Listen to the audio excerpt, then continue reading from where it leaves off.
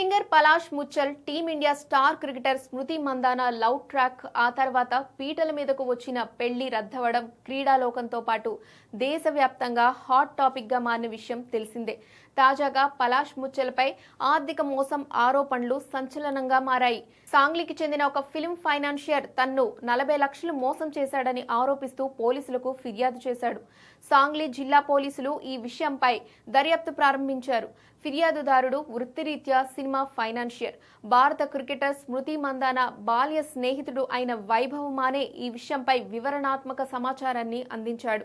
వైభవ్ ప్రకారం పలాష్ ముచ్చల్ సాంగ్లీ పర్యటనలో ఉన్నప్పుడు స్మృతి మందాన తండ్రి శ్రీనివాస్ మందాన అతన్ని పలాష్ కు పరిచయం చేశాడు. ఈ పరిచయం తర్వాత పలాష్ వైభవ్ కు ఒక సినిమా ప్రాజెక్ట్ ను ప్రతిపాదించాడు.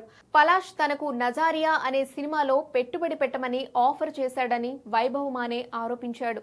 ఈ సినిమా త్వరలో ఒక ప్రధాన ఓటీటీ ప్లాట్ఫామ్ లో విడుదలవుతోందని, దానిలో పెట్టుబడి పెట్టడం వల్ల భారీ లాభాలు వస్తాయని పలాష్ వైభవ్ కు హామీ ఇచ్చాడు.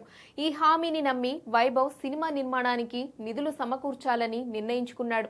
ఫిర్యాదు ప్రకారం వైభవ్ పలాష్ కు మొత్తం 40 లక్షలు ఇచ్చాడు. కొంత మొత్తాన్ని నగదు రూపంలో చెల్లించి మిగిలిన మొత్తాన్ని గూగుల్ పే ద్వారా బదిలీ చేశానని వైభవ్ పేర్కొన్నాడు. న్యాయమైన దర్యాప్తు జరిగేలా చూసేందుకు వైభవ్ ఇప్పుడు ఈ లావాదేవీల వివరాలను, సంబంధిత పత్రాలను పోలీస్ సూపరింటెండెంట్కు సాక్ష్యంగా సమర్పించాడు. నజారియా సినిమా పూర్తి కాలేదని వైభవ్ ఆరోపించాడు. ప్రాజెక్ట్ ఆలస్యం కావడం, సినిమా ఆగిపోయినట్లు అనిపించినప్పుడు వైభవ్ తన డబ్బును తిరిగి డిమాండ్ చేయడం ప్రారంభించాడు. పలాష్ ముచ్చల్ మొదట్లో డబ్బు తిరిగి ఇస్తానని హామీ ఇచ్చాడని, కానీ క్రమంగా వైభవ్ కాల్స్ తీసుకోవడం మానేశాడని ఆరోపించాడు. పలాష్ వైభవ్ ఫోన్ నెంబర్ను బ్లాక్ చేయడంతో విషయం బయటపడింది. నెలల తరబడి వేచి ఉండి వైభవ్ చివరకు పోలీసులను ఆశ్రయించాడు.